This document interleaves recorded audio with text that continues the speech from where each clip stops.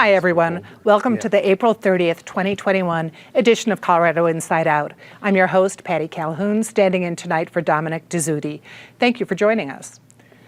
Finally, the U.S. Census Bureau's numbers are in, and it looks like there has been a big enough increase in population in Colorado to earn us an 8th congressional district. Not a huge surprise, but where the new district will be located has yet to be determined.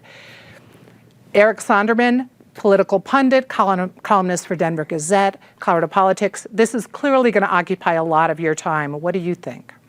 Well, as you say, Patty, there's no surprise here that Colorado gets this extra seat, but it is nice to have it formalized and have it official. And there were not as many seats moving around from, blue states. This was obviously Colorado's now a blue state, but if you look at the pattern writ large, obviously, there were a number of red states who picked up additional seats at the expense of blue states, whether it's Illinois, New York, et cetera, et cetera. Even California lost a seat, which has never happened in the past. The big question is where this goes. There are all kinds of permutations. There are all kinds of proposals out there. What do you do with the Bobert seat? You need more bodies in it. Pueblo wants out of it. Does Pueblo go on the Eastern Plains? Do they create a northern Colorado district between Greeley and Fort Collins? Lots of machinations. I do not envy the people on the Congressional Commission doing this, and we're not going to know this for a half year or more, although I think there will start to be a few proposals you consolidate around. And there are a whole lot of politicians out there, and I won't give you the list, but it's anyone with a beating heart who are at the hairstylist right now and clearing their throat, warming up their larynx, hoping that the new district is one that they might be able to compete for. Also joining us tonight, David Kopel from the Independence Institute and DU Law School. David, where do you see this 8th district going? Well, it'll be up to this new commission that's been created of 12 members. The people amended the Colorado Constitution in 2018 with a referred measure from the legislature that the legislature unanimously approved to say we'll have a new and different commission for congressional redistricting, because they've been trying for decades on different, supposedly nonpartisan or bipartisan commissions that hadn't worked very well. So maybe this one will.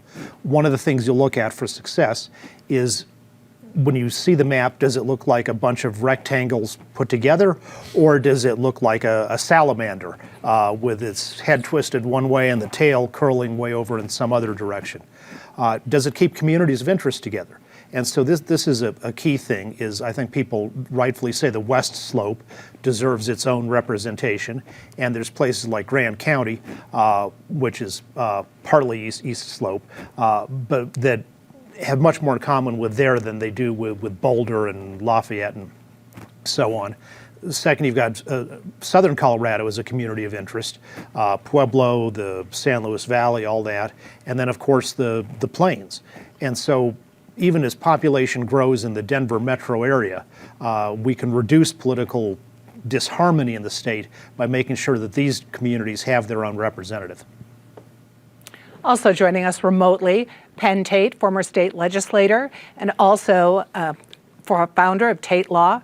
Penn, you've been in Colorado a long, long time. How do you see this going? Is it going to be a salamander? I don't think it'll be a salamander. If it is, it'll be a very small one. And the reason for that, it's sort of ties to the issue that David laid out, is among the various things that this new commission has to consider and abide by is equal population. So all of the districts have to have essentially the same number of people in them.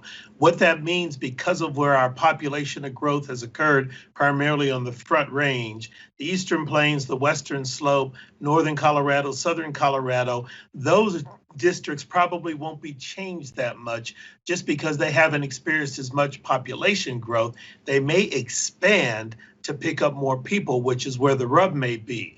Where all the infighting and the inside punching is going to be is in the Front Range, because right now there's a battle brewing about whether the new district is in the Denver area or in Adams County or Arapahoe County.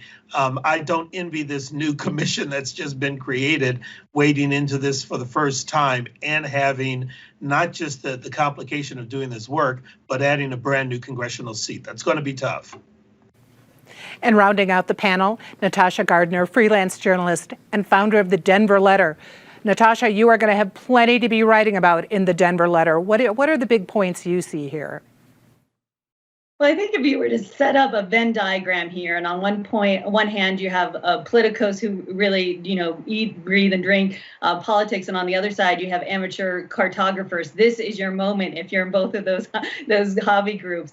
Grab your markers and start figuring out where this goes. As already has been mentioned, we saw a lot of the population growth on the Front Range, so it does seem likely that we're going to see some movement in this part of the state. But overall, I think one of the things that's interesting to look at is that this was delayed because of the pandemic, and it's going to delay all kinds of things in this process. Not only looking at the statewide distribution, but down on the municipal level. And even if you want to look specifically at that, the Denver City Council is going to change, and they'll be redistricting as a result of this. So we're going to be talking about this on the statewide level, but we're going to feel this in our neighborhoods as well. So yes, I will have plenty to write about, but so will every other journalist in the state. But meanwhile, journalists are staying busy reporting on efforts to recover from the economic blow that the pandemic has caused. And they are continuing. Mayor Michael Hancock is proposing a $400 million bond measure he says will create around 40,000 jobs. Hancock will be asking City Council to vote on whether or not to include his plan on the November ballot. And he says the city will be consulting residents on how the funds should be distributed. But David, you first have the opportunity to suggest some ways those funds should be distributed. How about keeping them in the hands of the people who earned them, who actually contribute to the city by doing productive things? The U.S. economy grew at a 6.4% rate in the first quarter, so the economic recovery is already well underway and going strong. Second, the people who have been left behind by this need help now, not sometime in 2022 with a bunch of borrowing. He wants to borrow over $400 million, which means the taxpayers, the small businesses, the renters, the homeowners in Denver are going to have to pay way more than $400 million for his scheme once you take interest into account. And if you think that the mayor and the Denver City Council are so smart and competent that you should take over $500 million away from the working and productive people in Denver and give it to them to spend, I just suggest you go to Denver International Airport and see how well they spend money on their big schemes. Penn, you were a smart candidate for mayor. Do you think the city can handle this $400 million bond issue? Patty, the devil will be in the details. I haven't seen the full proposal, but typically when the city embarks on a program like this, to David's point, there's usually an effort to add this additional borrowing and the ability to repay it back to dovetail it into the existing revenues that are being collected. So what I don't know now is if this proposal will come with some sort of property or sales or some other tax increase to pay for the borrowing that'll be required. The other thing that's important, and this is where the devil's in the detail, and I will give City Hall credit for saying they're going to go to people and ask where residents think the spending ought to occur and where the projects are needed, is you've got to be careful that these jobs that you create aren't short-lived. I mean, you can fund a bunch of one-time construction projects, but the problem is if you aren't thoughtful about what you're doing, you have a bunch of projects, you fund them, you build them, and in 18 months they're done, and the people who worked on them are out of work again. So you have to be thoughtful about what you're doing here. Natasha, you're a Denver resident. Where would you like to see this money going? Oh, how much time do we have? I've got a long list, and I'm sure that most Denverites do as well, from intersections and maybe they feel could be safer to bigger building projects. I think what's key here is as we start to have this, whether it's a listening tour or however we get this community input into this conversation, part of it has to be is what is Denver as a city and what do we want it to be? Because what we thought that answer might have been even 12 months ago has dramatically changed, particularly as we move into this next stage of the pandemic. How we use our city is different, and how we use our city in 3 months is going to be different too. So I'm hoping that as we're planning, we're not just going to the projects that were already, sort of conceived of and thought of for a long time, that we're really thinking outside the box and coming up for ideas for what the Denver of the future could be. And then, of course, voters would have to approve this. So there's a lot of things that have to happen before this is a done deal. including Eric writing about it, I'm sure, for the Denver Gazette. What are the points you think people need to pay attention to? Well, I mean, to Penn's line, which is true, that the devil's in the details, that's the problem here. There are no details. To my thinking, this whole thing is ass backwards. I'm not sure I'm allowed to say that on the air. When I'm hosting. But I just did.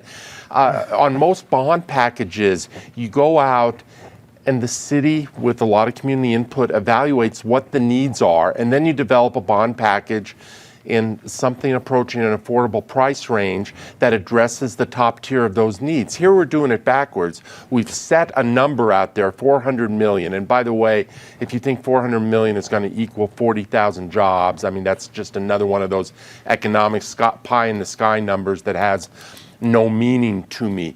But the thing is backwards. Identify the needs first. This is obviously driven by the idea of stimulus. Stimulus can be good, but as David pointed out, the economy is growing at a significant, almost a roaring level now. The feds are throwing stimulus dollar after stimulus dollar. The state is now in on the action. The city does not even know within a $200 million range how much money it's getting out of the latest federal package. And color me a little dubious that the city is the right mechanism, the right organism to provide its own big stimulus check. Denver being what it is, liberal voters passing every possible ballot measure, they'll vote for a soggy cheese sandwich, and they may be handed a soggy cheese sandwich come this November. Okay, with that yummy vision, we're going to move on. As coronavirus vaccines roll out, schools are determining their protocols for returning to in-person learning. 12 superintendents have joined in asking the Colorado Department of Health and Environment to immediately end all mandatory quarantine for schools. Meanwhile, it's been determined that all major Colorado universities will be requiring students, faculty, and staff to be vaccinated before returning to the campus. Penn, how do you think this is going to affect schools this fall? We knew from the inception of the pandemic that schools from K-12 to higher education were going to be impacted, and that this was essentially going to be, for better or for worse, a lost year for students. That's just unavoidable.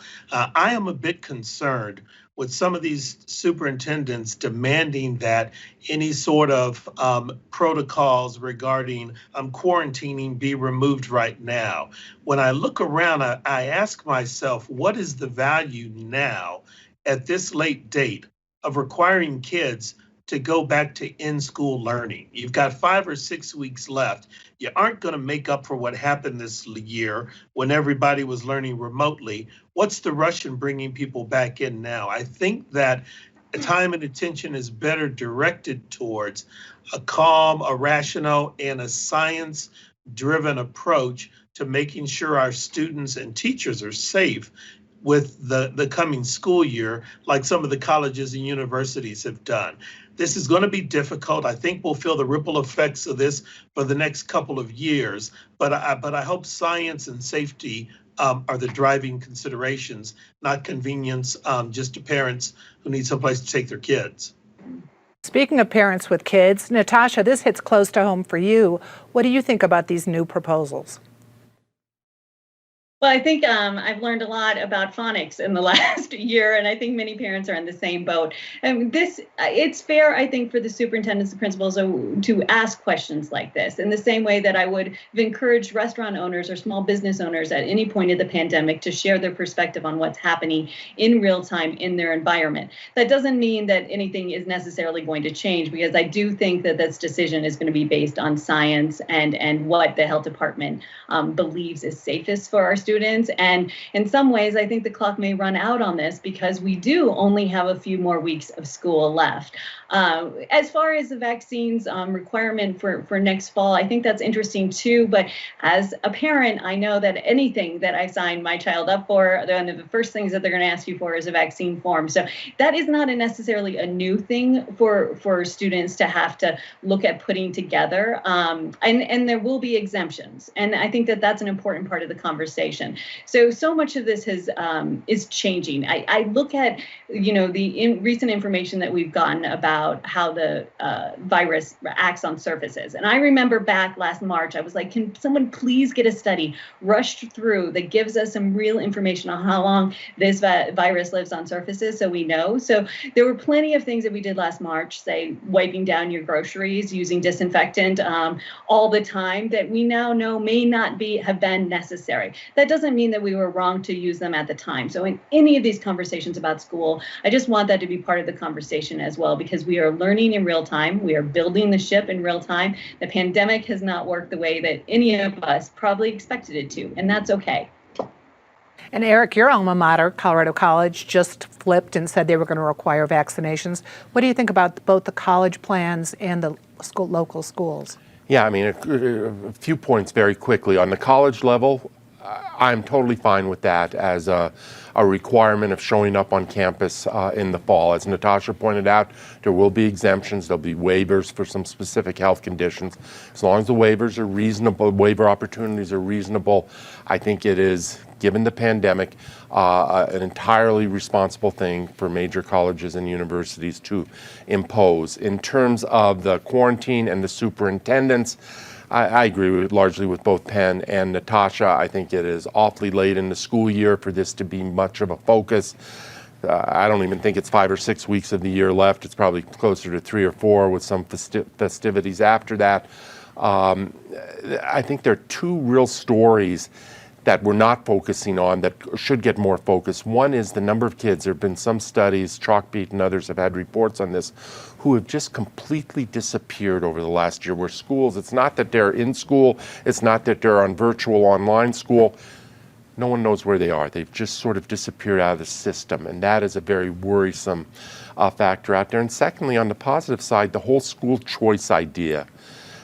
Denver School Board doesn't have that memo yet, but the whole school choice idea has gotten more legs as a consequence of this pandemic because parents have been forced to make choices and get out of the box. And I think that is a debate that will continue even after the pandemic is history. And David, I'm guessing the school choice debate is one you're interested in.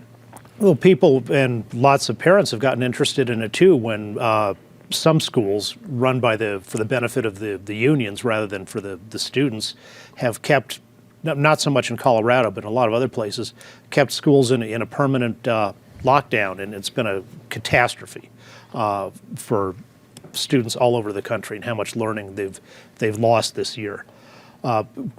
I guess it depends on what a major university is. Colorado State University, which is certainly major, has said that their vaccine requirement only comes into effect once the FDA gives final, full approval to a vaccine. All these vaccines we've got now are just under a special experimental exemption. The Colorado Mesa University in Grand Junction is a major university too. They're not doing a mandate, nor are the community colleges, which certainly in terms of the number of people they have are quite major, and understandably because they're not residential.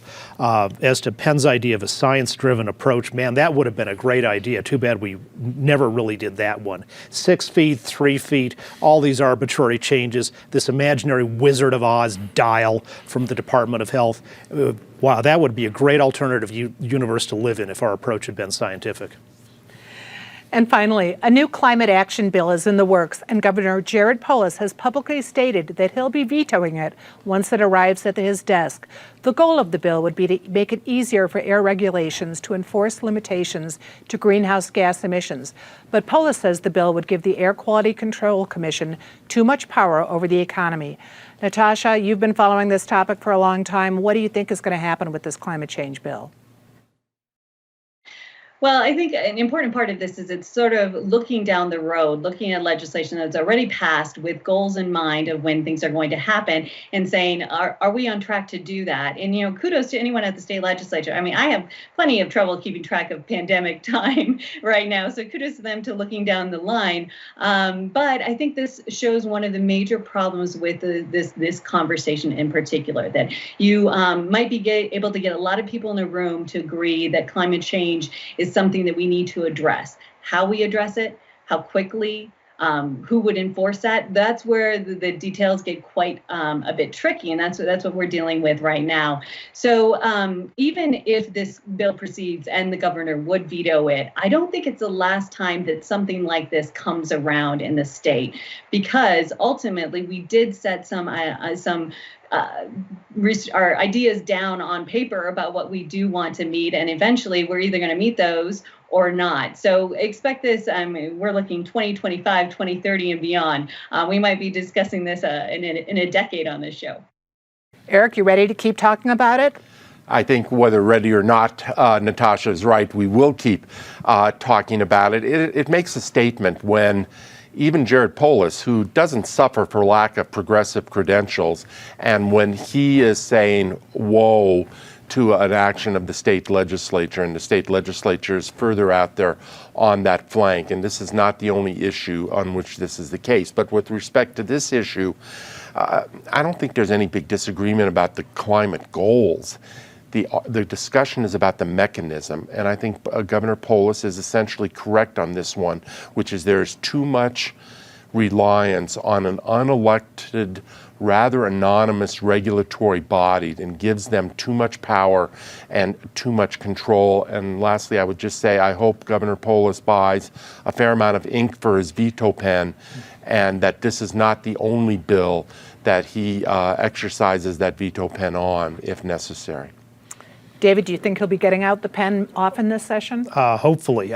My dad served as a Democratic representative from Northeast Denver in the Colorado legislature from first elected in 1964, and his last term was in '92. And so I remember that time when the members of the Democratic Party in the Colorado state legislature were in favor of democracy.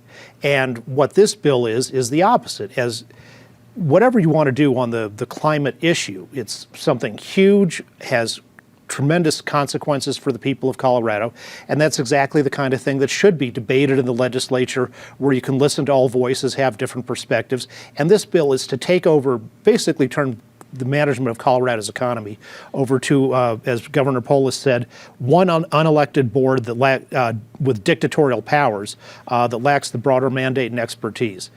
Legislators ought to legislate and not try to give dictatorial powers to unelected officials. Penn, as a former state legislator, how do you see this playing out? Well, I appreciate David's sentiment. I will just leave it at this. We all know that climate change is a huge problem. It's got to be addressed. This is one of those where we have to find the right fix for the problem.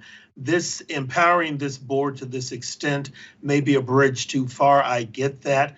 But the need to have some measures in place and some way of regulating emissions to reduce the greenhouse gas effect and some other things, it's urgent, it's vital, and it has to happen right away. So even if the governor vetoes this bill, there's still enough time in the session to bring something forward that addresses the issue, but may not necessarily rely on this particular board or commission as the way of addressing the issue.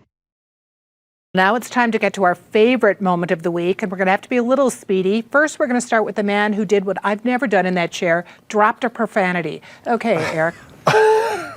A claim to fame. It's hard to be in this chair and in your shoes, Patty. Disgrace. The Colorado Judicial Department, which was under all kinds of exposure and scrutiny early in this session, speaking of bureaucracies, they are moving so slowly on this investigation. They have now announced that there's a $350,000 budget. They're in the process of interviewing firms. How about a little more speed, a little more dispatch, and not just a focus on the specific charges, but a little bit using this as an opportunity for a broader discussion on some of what ails that department besides the particular complaints of harassment. David, your disgrace? Well, it's no surprise that this week there have been racist attacks on South Carolina Republican Senator Tim Scott, because South Carolina black Republicans have been the subject of racist attacks back from the days when the very first were elected, like Joseph Rainey and Robert DeLange. And it's no surprise that Twitter boosted those racist attacks on Senator Scott by making it a trending topic, because Twitter is a very racist company. But I guess I am surprised that, unlike in the olden days, the people doing these racist attacks actually pat themselves on the back at the same time for supposedly being anti-racist. And Penn, your disgrace.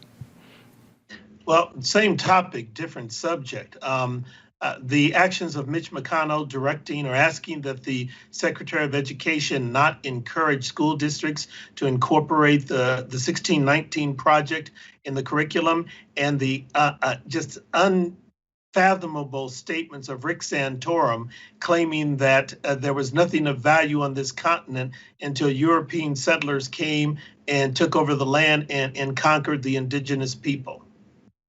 And Natasha, wrap this one up. Maybe not disgrace, but the most distressing news, or some of the most distressing news this year, is internationally, as we look at the case counts going up in India.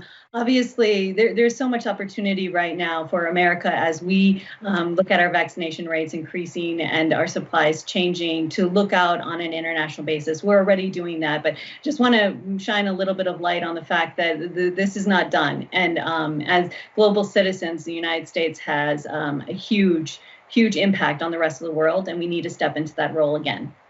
So true. Eric, a very short, nice. There were 3 astronauts on Apollo 11. 2 of them received much attention for landing on the moon. The third, Michael Collins, who stayed in the mother spaceship as it orbited around the moon, a very lonely experience. Michael Collins passed away this week at age 90, a life well lived. David, your postage stamp niceness? The governor of the legislature for allowing consumers to buy meat directly from ranchers and to buy takeout alcohol from restaurants. Penn, you're something nice? To the city of Loveland, whether they fired or encouraged resignations, but getting rid of the 2 officers who roughed up a 73-year-old woman with dementia and then laughed about the way they treated her. And Natasha, the nicest person on this panel. I have to say the image of 2 women sitting behind the president during his address this week was pretty powerful. A powerful image, yes, for our young children, yes, for women in this country and across this world, but for every person. Thank you. That's really all the time we have left for today. I'm Patty Calhoun, and on behalf of all of us here at PBS 12, thank you for watching and good night.